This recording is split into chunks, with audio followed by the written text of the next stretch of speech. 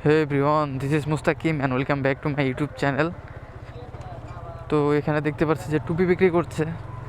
তো রমজান মাস এই উপলক্ষে সব জায়গায় একটু রমজানের আবেশ। আজকে সেকেন্ড রমজান গেল, দ্বিতীয় রমজান দ্বিতীয় রোজা রাখলাম আমরা সবাই। তো আশা করি সবাই রোজা রাখছেন এবং রাখবেন, সুস্থ থাকবেন। যারা যারা সুস্থ আছেন তারা অবশ্যই রোজা রাখবেন। তো সরি ফর লেট, সবাইকে রমাদান মোবারক, সবাইকে রমজানের শুভেচ্ছা। আই হোপ সবাই ভালো আছেন এবং সুস্থ সবলভাবে রোজা রাখতেছেন। সবাই তারাবি পড়তেছেন, সেহরি খাচ্ছেন। তো আমাদের মুসলমানদের কাছে এই মাসটা হচ্ছে, আমরা বলতে পারি যে একটা লাইফ চেঞ্জিং মাস। এই মাসটাতে সবাই যারা এমন একটা সময় থাকে নামাজ পড়া বাদ দিয়ে দেয়, কাজে চাপে থাকা অবস্থায় অথবা অন্য কোনো কারণে শয়তানের প্ররোচনায় পড়ে, এই মাসটাতে শয়তানকে যখন আল্লাহ বন্দি করে ফেলে, তো তখন সবাই দেখবেন টুকটাক অন্যান্য দিনের তুলনায় মসজিদ ভিড় থাকে রমজান মাসে। সবাই নামাজ, রোজা, সেহরি, 5 ওয়াক্ত নামাজ জামাতের সাথে আদায় করার চেষ্টা করে। যারা অফিসে জব করে তারাও দেখবেন তাদের কর্মক্ষেত্রের পাশাপাশি নামাজের সময় দেয়, কিন্তু অন্য মাসগুলোতে এই সময়টা দেয় না। তো এটা হচ্ছে এই রমজান মাসের উপলক্ষে, কারণ সবাই রোজা রাখে এবং রোজাটা সহি শুদ্ধভাবে পালন করার চেষ্টা করে। এবং এই মাসে দেখবেন ওরকম অন্যায় অপরাধ অন্যান্য মাসের তুলনায় খুবই কম থাকে। 11টা মাস যে পরিমাণ আপনি যেখানে থাকেন না কেন ওইসব মাসের তুলনায়, এলাকার তুলনায়, পরিস্থিতির তুলনায়, তারপরে যখন আপনি এই রমজান মাসে রোজা রাখবেন অথবা রোজার মাসে, তো তখন দেখতে পারবেন যে ওরকম অন্যায় অপরাধ, তারপর কি বলা যায়, অত্যাচার, চাঁদাবাজি, এগুলা অনেকাংশে কমে যায় এবং সবাই সুষ্ঠুভাবে রমজান মাসটা পালন করতে পারে। তো বাংলাদেশে অধিকাংশ জায়গায় এগুলো হয় না, আবার অনেক জায়গায় হয়। তো সরি। তো এখন আসি মূল কথায়, আমি কেন রেগুলার এখন ব্লগ দিতে পারতেছি না, আপডেট ব্লগ তো যাচ্ছে কিন্তু আপডেট ব্লগ যাচ্ছে না কেন, এটা আপনাদের সাথে ক্লিয়ার করি।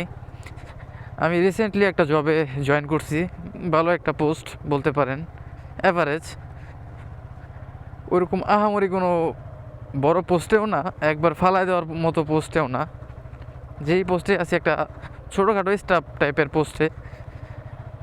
তো যাই হোক, বাদ দিই, মূল পয়েন্টে আসি। তো ওইখানে আমার 8 থেকে 10 ঘন্টা সময় দিতে হয়। তো এই জন্য আমি দিনে ওরকম ব্লগ আপনাদেরকে আপাতত দিতে পারছি না। কিছুদিন পর যখন আমার শিফট চেঞ্জ হবে, তো তখন আমি আপনাদেরকে আবার দিনের আপডেট ব্লগগুলো, তারপর হচ্ছে রিভিউ টাইপের ভিডিওগুলো ওইসব দিতে পারবো। কারণ রাতে এগুলো করা যায় না। অফিস টাইম শেষ করে আসার পরে যখন আমি ক্যামেরা এবং বাইক নিয়ে বের হই, তো একদিকে শরীর থাকে ক্লান্ত, আরেকদিকে শরীরে থাকে একটু অলসতা।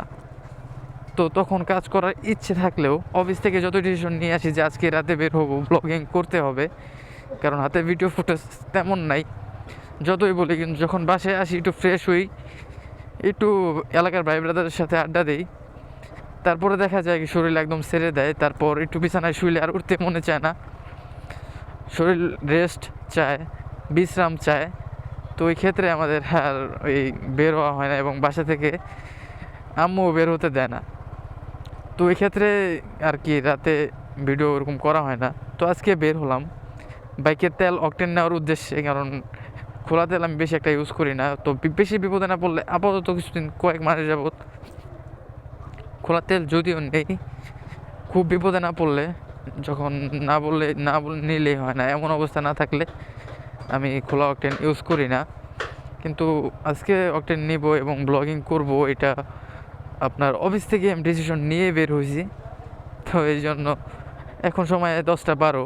তো এলাকায় আসি, বাসায় কতক্ষণ সময় দিই, তারপর আমি যে রাউটার ইউজ করি, এই রাউটারের ব্যালেন্স আমি রিচার্জ করি, জিবি আনলিমিটেড, ওইটা ইউজ করি। 1000 টাকার প্যাকেজ, আনলিমিটেড নেট, কারেন্ট থাকলেই হয়েছে, অথবা যদি কারো আইপিএস থাকে অথবা ইউপিএস থাকে অথবা পাওয়ার ব্যাংক থাকে, যে কোনো একটা লাইনের মাধ্যমে আপনারা চালাতে পারবেন। তো এটাতে রিচার্জ করি, প্রতি 30 দিন পর 1000 টাকা রিচার্জ করতে হয়, 25 MBPS এর প্যাকেজ। তো রিচার্জ করার পর একটু বাইরে যাই, তারপর একটু ফ্রেন্ডদের সাথে আড্ডা দিই। আড্ডা দিতে দিতে 10টা না 9:40-45 বেজে যায়। তারপর একটু বাসায় যাই, তারপর আবার বের হই। এখন যাচ্ছি পাম্পে অকটেন নেওয়ার উদ্দেশ্যে। পাম্পে অকটেন নিব, তারপর বাসায় চলে আসবো। এই হচ্ছে আজকের কাজ বলতে পারেন, কারণ সকালে আবার অফিস আছে, সকাল সকাল উঠতে হয়। তো এরকম কর্মব্যস্ততার মধ্যেই দিন যাচ্ছে, কারণ আমার জন্য না হলে আমার ব্লগিংয়ের জন্য আমার কিছু একটা করা দরকার। কারণ আমার কাছে এখন ব্লগিং গ্যাজেট বলতে শুধু একটা পিসি, যেটার মাধ্যমে এডিট চলে, একটা ভালো ফোন আছে, বাইক তো আছেই, একটা অ্যাকশন ক্যামেরা আছে বলতে পারেন। আল্লাহর কুত্তারে আর টুয়েলি তো চাকার তলে পড়তো। তো বলতে পারেন এই গ্যাজেটগুলোই আছে, যদিও যা আছে আলহামদুলিল্লাহ, অনেকের স্বপ্ন, অনেকের ড্রিম। তো মানুষ চায় আস্তে আস্তে উপরে উঠতে। তো আলহামদুলিল্লাহ যে এই পর্যন্ত আমার ফ্যামিলি আমাকে দিয়েছে, তার ফ্যামিলির মাধ্যমে করতে পারছে। আর ফ্যামিলিকে চাপ দিতে চাই না, কারণ আমার বয়সী সব ছেলেরা, আমার ফ্রেন্ডরা এখন ইনকাম করতেছে। তো ভাবলাম এখন আর বসে থাকার সময় না, এখন নিজের জন্য হলেও অথবা আমার ব্লগিংয়ের জন্য হলেও আমাকে কিছু একটা করা দরকার। তো প্রতি মাসে যারা বাইক চালান তারাই জানেন আমাদের বাইক মেনটেন্যান্স কস্ট কেমন।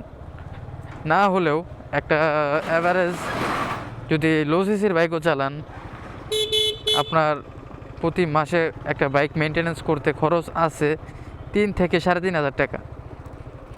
যদি এর মধ্যে সার্ভিস চার্জ, তারপর টায়ার প্রেশার চেক, ওয়াশ, তারপর অকটেন, ব্রেক প্যাড শেষ হইলে, ইঞ্জিন অয়েল চেঞ্জের সময় হইলে আরও এক্সট্রা খরচ কিছু অ্যাড হয়।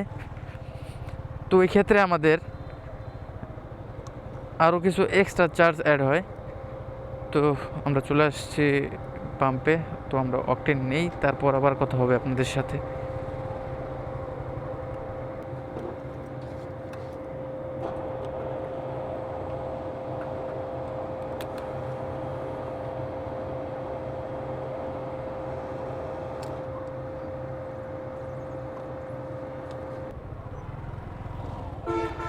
তো অকটেন নেওয়া শেষ।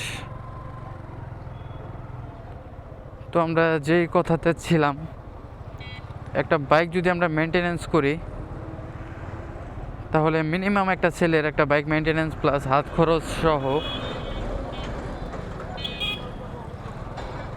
তো একটু বিজি রোড, যদিও রাত অ্যান্ড রোড ফাঁকা।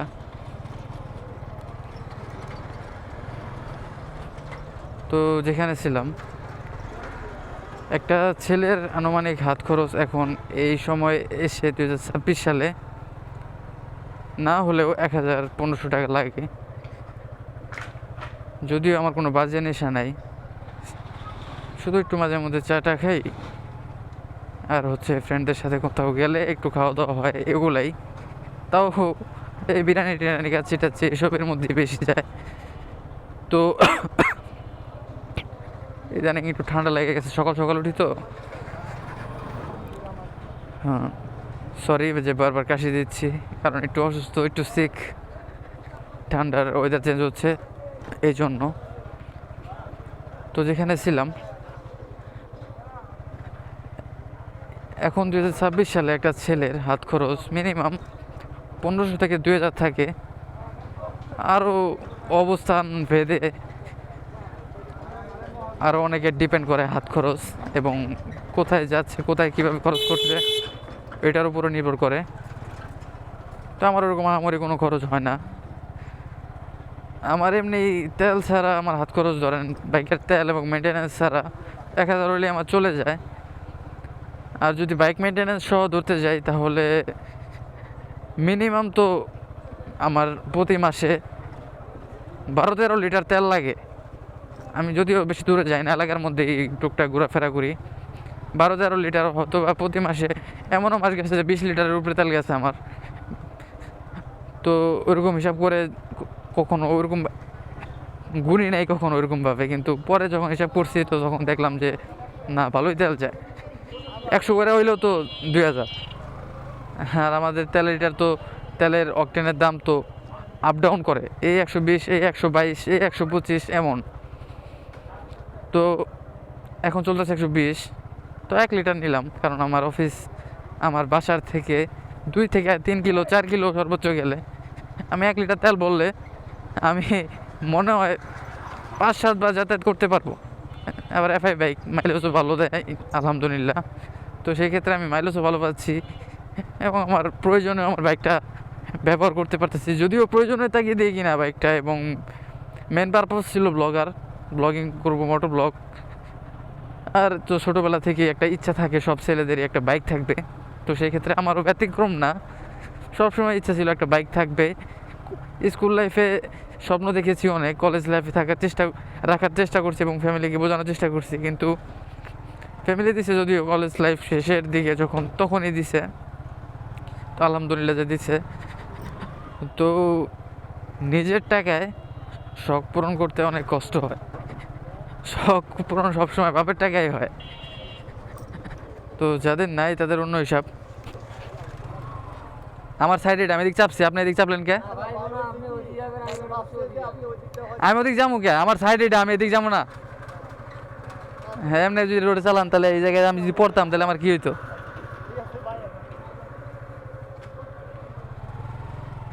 এই হচ্ছে টেসলা রাইডারদের অবস্থা। আমার সাইড আমি যদিও ভাঙ্গা রাস্তা, আমি একটু কাইটে এদিক ঢুকতেছি। আমার যে সাইড, আমার বাম সাইড, আমি বাম সাইডে যাবো। তো কী করছে, হ্যাঁ বাম সাইড ঢুকাই দিছে। আমি যে ইমার্জেন্সি ব্রেকটা না দিতাম তাহলে তো আমি তো ছিলাম আবার ব্লগের মধ্যে, যদিও রেকর্ড হয়ে গেছে। কি বলা যাবে আর, ওদের মুড খারাপ করে দিল একটা। এই রাত্রে 10:30টার দিকেও যদি তারা জ্বালায় তাহলে ভিডিওটা করবো কখন, এটাই বলেন আপনার। এখন বাজে 10টা 21, এখনও এই রোডের এই অবস্থা। আর ভিডিও করবো কখন? দিনে জ্বালায় ভিডিও করতে পারি না, মেন রোডে পারি না, এলাকার মধ্যে ওরকম পারা যায় না। রাত 10টা বাজে বেরিয়েছি, একটু নিরিবিলি ব্লক করে বাসায় ঢুকবো। হালারা এই সময়ও সরি ফর রমজান মাসে এরকম স্ল্যাং ইউজ করা উচিত না, তাও আসে মুখ থেকে এসে পড়ে। বাদ দেন, এই টপিকে রাখলে আমার মুখ আরও খারাপ হইব, বাদ দেই। যেহেতু যদিও রমজান মাস, আমি চাচ্ছি না একটু গুনার ভাগিদার হতে। এই মাসটা সবাই চায় পরিবর্তন হতে, তো আমি চাই আল্লাহ আমাকে পরিবর্তন করার তৌফিক দান করুক, ধৈর্য আরও বাড়ায় দিক। আমি চাই আল্লাহ আমার ধৈর্য দিক, যদিও অনেক ধৈর্যের পরীক্ষার মধ্যে আছি। তো ইনশাল্লাহ একদিন সব চেঞ্জ হবে, ধৈর্যগুলো সব ইনশাল্লাহগুলো সব আলহামদুলিল্লাহ পরিণত হবে। যদিও আস্তে আস্তে হচ্ছে, হোক, তবে হোক, একদিন সব হবে, এই আশায় বেঁচে আছি এখন পর্যন্ত। কোন জায়গায় ছিলাম, কোন টপিকে ছিলাম সব হারাই ফেললাম। তো যেখানে ছিলাম, অনেকে স্বপ্ন পূরণ করে মা বাবার টাকায়, অনেকে স্বপ্ন পূরণ করে নিজের টাকায়। নিজের টাকায় স্বপ্ন পূরণ করা এবং মা বাবার টাকায় স্বপ্ন পূরণ করা দুইটা ভিন্ন জিনিস, দুইটার ভিন্ন ফিলিংস, দুইটার মজাই আলাদা। তো আলহামদুলিল্লাহ যে আমার বাবা মা আমার স্বপ্নগুলা ছোট ছোট স্বপ্ন বলতে পারেন, বড় বড় স্বপ্ন বলতে পারেন, তো তাদের সামর্থ্য অনুযায়ী চেষ্টা করছে সবগুলোই, যে তাদের সামর্থ্যের মধ্যে যেগুলো আছে সব পূরণ করার। ছোটোবেলা থেকে আমি যেটা চাইছি তো ওইটাই পাইছি তাদের থেকে আলহামদুলিল্লাহ। তো এখন সময় তাদের জন্য কিছু করার, তাদের স্বপ্নগুলো আমার পূরণ করতে হবে, কারণ তারা ওইরকমভাবে স্বপ্ন দেখছে যে আমার ছেলে বড় হবে একদিন এবং আমাদের স্বপ্নগুলো পূরণ করবে। তারা যেমন আমার কোনো স্বপ্ন অপূর্ণ রাখে নেয়, আমিও চাই না আমার ফ্যামিলির কোনো স্বপ্ন, অথবা আমার আম্মুর, যদিও আব্বু এখন বেঁচে নেই, অল্প কিছুদিন আগে মারা গেছে। তো আমার সফলতা উনি দেখে যেতে পারলেন না ওইরকমভাবে, এই জন্যই খারাপ লাগে। খুব অল্প বয়সী মারা গেলেন, যদিও মৃত্যু কখনো বলে কয়ে আসে না। তো সবাই দোয়া করবেন যেন আমার আব্বু জান্নাতবাসী হয়। উনি চেষ্টা করছেন সবসময় আমার স্বপ্নগুলো পূরণ করার, যতটুকু তার সামর্থ্যের মধ্যেই হয়। তো যারা নিজের টাকায় স্বপ্ন পূরণ করেন তাদের কষ্টটা আলাদা, তাদের মজাটা আলাদা, তাদের শান্তি আলাদা। তো এখন যা করব, আমার আমার নিজেরটা আমাকেই করতে হবে এবং আমার ফ্যামিলিকেও আমার একটু দেখতে হবে। যদিও এখন ওরকম ফুলফিল দায়িত্ব পাই নাই, তো আলহামদুলিল্লাহ যে এখন একটা ভালো পর্যায়ে আছি। বাকিটা আল্লাহ ভরসা, আল্লাহর ইচ্ছা, কতদিন থাকবো আল্লাহ রাখবে। তো বাইকে অকটেন নিলাম, আসলাম, আবার ব্লগ করব, রেগুলার ব্লগ দিব আপনাদেরকে, যত যাই হোক না কেন, যতই অফিস করি, যত যাই করি, কিন্তু আপনাদের সাথে একদিন কথা না বললে ভালো লাগে না। মনে হয় যে কিছু একটা মিস করতে, যতই আমি অফিস থাকি আমার ধ্যান ধারণা, মন মানসিকতা সব এই কন্টেন্ট ক্রিয়েশনের উপরেই পড়ে থাকে। কারণ এতদিন ধরে একটা পেশা পেশা বলতে পারেন, একটা শখ বলতে পারেন, প্যাশন বলতে পারেন, যেটার সাথে লেগেছিলাম, তো এইটা হুট করে ছাড়তেও চাই না, আর এটা আমি ছাড়তেও পারবো না। কারণ অনেকের অনেক কিছু হবি থাকে, অনেক শখ থাকে, অনেক কিছু থাকে, কিন্তু আমার এই হচ্ছে এটাই মোটর ব্লগ। তো ছোটোবেলা থেকে ইচ্ছা, এবং ইচ্ছা থেকে এটা বাস্তবে রূপ নিয়েছে। ইচ্ছাগুলোই পূরণ করছি এবং রেগুলার নিজেকে আরও আপগ্রেড করার চেষ্টা করছি। মোটর ব্লগ গিয়ারগুলো আপডেট করার চেষ্টা করতেছি, ক্যামেরা, ডিভাইস, এডিটিং সফটওয়্যার, যত যাই বলেন সব কিছুই রেগুলার আপডেট করতেছি। কারণ এই যুগে মার্কেটে টিকতে হলে অথবা উঠতে হলে কোয়ালিটি সম্পন্ন ভিডিও দিতে হবে এবং কন্টেন্টের ধারা ঠিক রাখতে হবে। তো আমার কন্টেন্টের ধারা আপাতত ঠিক নাই, কিন্তু কোয়ালিটি আমি মনে করি আছে, 16-17% আছে, চালানো যায়। কিন্তু এভাবে চালালে উপরে উঠতে অনেক টাইম লাগবে। যেমন মোটো এবং ট্রাভেল ব্লগার যারা, তারা অনেক দূরে দূরে ঘুরতে যায়, তাদের অনেক ভালো ভালো গ্যাজেট, ক্যামেরা, এডিটিং প্যানেল, সব কিছুই। ভিডিও করতেছি, হ্যাঁ হ্যাঁ। তো আমার বলতে পারেন এখন আছে একটা সেট আপ, অ্যাভারেজ চালানো যাচ্ছে, কিন্তু আরও আপডেট দরকার, আরও এক্সট্রা ফিচার দরকার, লেভেল আপ করা দরকার, নিজেকে আপডেট করা দরকার এবং নিজের ফিচার্স বলেন আর কি যাই বলেন, ইনশাল্লাহ একদিন গাড়িও চেঞ্জ হবে। সব লেগে থাকতে হবে এবং কাজ করে যেতে হবে। তো কাজ করতেই থাকবো আমি। ভাই আমার একটা কি বলি, এটার শখও বলতে পারেন, আবার এটার একটা ব্যাড হ্যাবিটও বলতে পারেন। আমি যে জিনিসটা ধরি এবং মন থেকে সায় দেয়, একবার সিগন্যাল দেয় যে মুস্তাকিম তুই পারবি, তো এটা আমি শেষ পর্যন্ত দেখেই ছাড়ি এবং করেই থাকি এবং করতেই থাকি।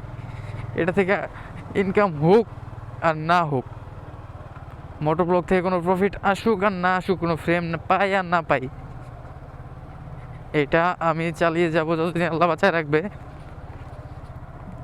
চালাতেই থাকবো।